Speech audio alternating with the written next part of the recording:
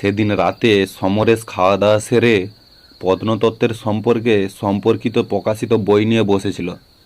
সত্যি হাজার হাজার বছর ধরে চলে আসা এই বিশ্বাসের কোনো ভিত্তি আছে কি না, সবটাই কি মানুষের মন গড়া ধারণা?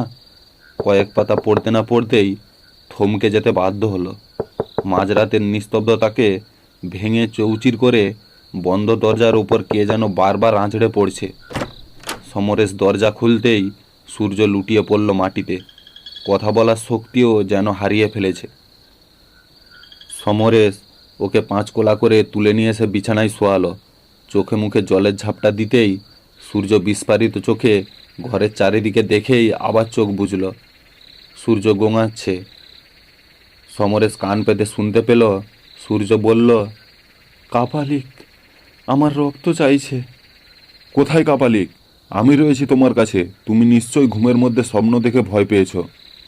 আমি এখানে থাকলে বাঁচব না, আমাকে ছুটি দিন।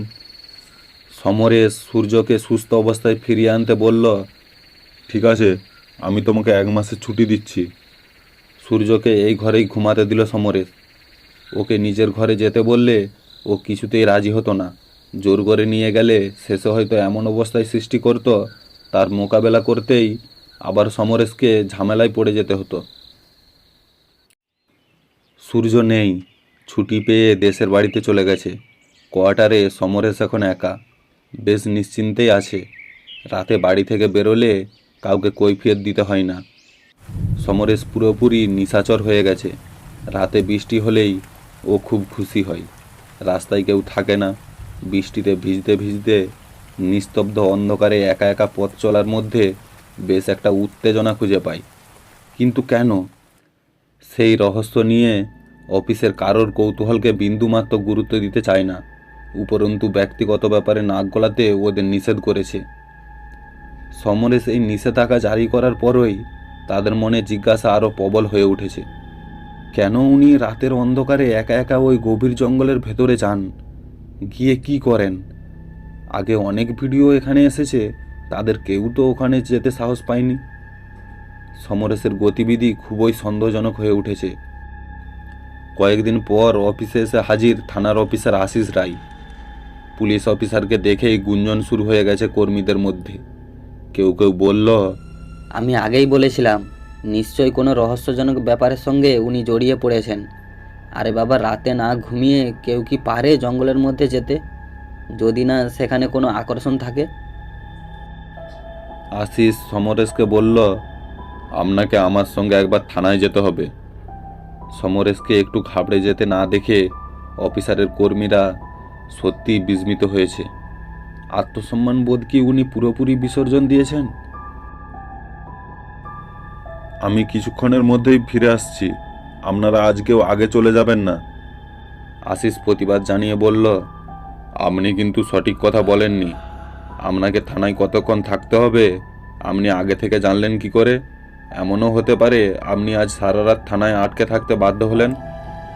সমরেশ বিরক্ত বোধ করলে থানায় আটকে রাখার ইঙ্গিত দিয়ে উনি সহকর্মীদের মনে অবিশ্বাসের বীজ বপন করে সঠিক কাজ করেননি। কিন্তু এই মুহূর্তে বাদানুবাদে জড়িয়ে পড়ে অস্বস্তিকর পরিস্থিতির সৃষ্টি করতে চাইল না। থানায় এসে নিজের চেম্বারে ঢুকে আশিস এক কনস্টেবলকে নির্দেশ দিল, 3 নম্বর সেল থেকে ওই ভবঘুরে বদমাইশটাকে এখনই নিয়ে আসুন। কাকে নিয়ে আসার জন্য ওকে পাঠানো? আর তাকে নিয়ে এসেই বা কী হবে? সমরেশ কেমন যেন একটা অজানা আতঙ্ক অনুভব করছে।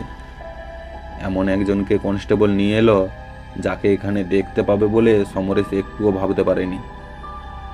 আশিস তীক্ষ্ণ দৃষ্টিতে সমরেশকে লক্ষ্য করেছিল, যাতে চোখ মুখে সামান্য পরিবর্তন নজরে আসে। আশিস তেমন সাফল্য না পেয়ে আক্রমণাত্মক ভঙ্গিতে সমরেশকে জিজ্ঞেস করল, আপনি ভালো করে দেখুন তো ওকে চিনতে পারেন কিনা। সমরেশ এক মুহূর্ত সময় না নিয়ে বলল, চেনা তো দূরের কথা, ওকে আমি জীবনে কখনো দেখিনি। আমার কাজের সঙ্গে উনি কখনোই জড়িয়ে পড়েননি। আপনি মিথ্যে কথা বলছেন। উনি আপনাকে প্রথম নিয়ে গিয়েছিল ওই জঙ্গলের মধ্যে। ওখানে যিনি কাপালিক সেজে পুরানো দিনের সেই রোমহর্ষক ঘটনাকে এখনও মানুষের মনে জাগিয়ে রেখে আতঙ্কিত করে তুলছেন, তাকে আমরা ধরতে পারিনি। কতদিন আত্মগোপন করে পালিয়ে থাকতে পারবেন? ওকে ধরতে ঠিকই পারবো। আপনি ওর অবৈধ কার্যকলাপের সঙ্গে গোপনে যোগাযোগ রেখে চলেছেন। আপনার বিরুদ্ধে এমন অভিযোগ আমাদের কাছে এসেছে। অভিযোগ করতে তো কোনো অসুবিধা নেই, যে কেউ করতে পারে, কিন্তু অভিযোগকে সত্য বলে মেনে নিতে হলে উপযুক্ত প্রমাণ চাই। তেমন প্রমাণ কি আপনারা সংগ্রহ করতে পেরেছেন? যদি না পারেন তবে আমাকে অকারণে হেনস্থা করার জন্য, সমাজের চোখে আমাকে হেয় প্রতিপন্ন করার জন্য আমি আপনাদের বিরুদ্ধে মানহানির মামলা করব। সে সুযোগ আপনি হয়তো পাবেন না সমরেশবাবু। একজনকে তো ধরতে পেরেছি, তার স্বীকারোক্তির ভিত্তিতে আপনাকে আইনের কাঠগড়ায় দাঁড় করাতে আমাদের বিশেষ অসুবিধা হবে না। আপনি একজন সরকারি অফিসার, তাই আপনাকে আমরা অপরাধ স্বীকার করার সুযোগ দিতে চাইছি। আপনি সে সুযোগ গ্রহণ নাও করতে পারেন, তবে আমার অনুরোধ, আপনি একবার ভেবে দেখুন, ভুল পথে চলে আপনি নিজেকে বিপন্ন করে তুলবেন, না অপরাধের পথ পরিত্যাগ করে সুস্থ ও স্বাভাবিক জীবনে ফিরে আসবেন। সমরেশের মধ্যে বিন্দুমাত্র পরিবর্তন ঘটল না। সে আগের মতোই ঔদ্ধত্যের সঙ্গে বলল, আমি যা করেছি ঠিকই করেছি, ভুল সংশোধন করার কোনো প্রশ্নই ওঠে না। আশিস একটু ভারী স্বরে বলল, বুঝতে পেরেছি, আপনি সহজে নিজেকে বদলানোর পক্ষপাতী নন। ঠিক আছে, আমরা দেখি আপনাকে বদলাতে পারি কি না। আপনি এখন যেতে পারেন। সমরেশ চেয়ার ছেড়ে উঠে দাঁড়াতেই সেই ভবঘুরে লোকটি বলল, আপনি আমারে ফাঁসাইয়া পালাইবেন কই? আমি থাকুম এখানে আর আপনি থাকবেন ঘরে, তা তো হইব না। সমরেশ অত্যন্ত বিরক্তি প্রকাশ করে দ্রুত বেরিয়ে গেল। অফিসে ফিরে এসে সমরেশ দেখল সবাই কাজ ফেলে রেখে জটলা করছে। আলোচনা চলছিল চুটিয়ে। সমরেশ আসতেই আলোচনা থেমে গেছে। দু একটা কথা তার কানে ঢুকছিল ঠিকই, কিন্তু তা থেকে আলোচনার বিষয়বস্তু সঠিক বুঝে ওঠা সম্ভব নয়। সমরেশ বলল, আমি আপনাদের পুরোপুরি মিথ্যে কথা বলে যাইনি, এবার নিশ্চয়ই বুঝতে পারছেন। কারো মুখে কথা নেই, কিন্তু চোখের দৃষ্টিতে রয়েছে অপরিসীম বিস্ময়। সমরেশ তাতে একটুও বিচলিত না হয়ে বলল, পুলিশ কাউকে থানায় ডেকে নিয়ে গেলেই সে অপরাধী হয়ে যায় না। অপরাধী প্রমাণ করতে না পারলে শুধু অভিযোগের ভিত্তিতে কাউকে দোষী হিসাবে চিহ্নিত করা ঠিক নয়। আপনারা সে কথাটা ভুলে গিয়েছিলেন। সমরেশকে অবিশ্বাস করার মতো কোনো যুক্তি ওরা খুঁজে পেল না। সুতরাং এতক্ষণ যা সন্দেহ ওদেরকে চালিত করেছিল তার থেকে নিজেদের মুক্ত করতেই সচেষ্ট হলো। কিন্তু একটা খটকা অবশ্যই রয়ে গেল, উনি কেন প্রায় গভীর রাতে জঙ্গলের মধ্যে যান? সে রহস্য উদ্ঘাটন না হওয়া পর্যন্ত কিন্তু সমরেশকে পুরোপুরি নির্দোষ বলে মেনে নিতে কেউ রাজি নয়। কয়েকদিন ইচ্ছে করেই সমরেশ রাতে বাড়ি থেকে বেরোয়নি। ও বুঝতে পেরেছিল পুলিশ ওর গতিবিধির ওপর নজর রাখছে। ওদের পাতা ফাঁদে পা দিতে চায় না সমরেশ, কিন্তু ওখানে না যাওয়ার জন্য পরিস্থিতি ঘোরালো হয়ে ওঠার আশঙ্কা করেছে সে, যে কোনো মুহূর্তে আক্রান্ত হতে পারে। দেখতে দেখতে দিন 15 পেরিয়ে গেল। সমরেশ কেমন এক অস্থিরতার শিকার হয়ে পড়েছে। অফিসের কাজে মাঝে মাঝেই আজকাল অসহিংস মানসিকতার প্রকাশ ঘটে যায়। অনেক কষ্টে নিজেকে সামলে নেয়। নিজের সমস্যার দায়িত্ব অন্যের ঘাড়ে চাপানো সম্ভব নয়। এখনও কি পুলিশের নজরদারি বহাল রয়েছে? আর কতদিন এভাবে নিজেকে ঘরের মধ্যে আটকে রাখা যায়?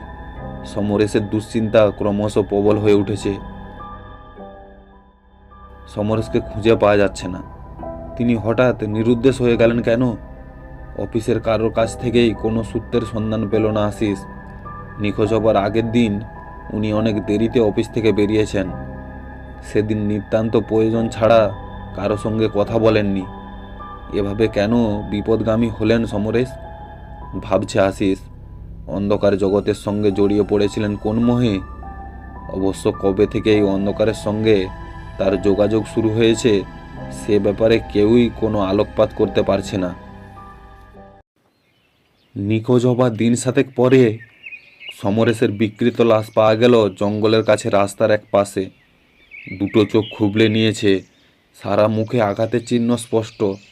বুকে পিঠে ছুরি দিয়ে অসংখ্যবার কোপানোর রক্তাক্ত দাগ।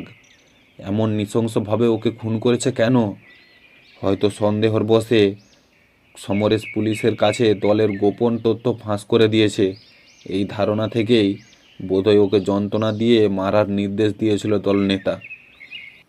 জঙ্গলের মধ্যে কাপালিক সেজে থেকে যে অপরাধ জগতের এক নেতার ভূমিকা পালন করত, তাকে খুঁজে পায়নি পুলিশ।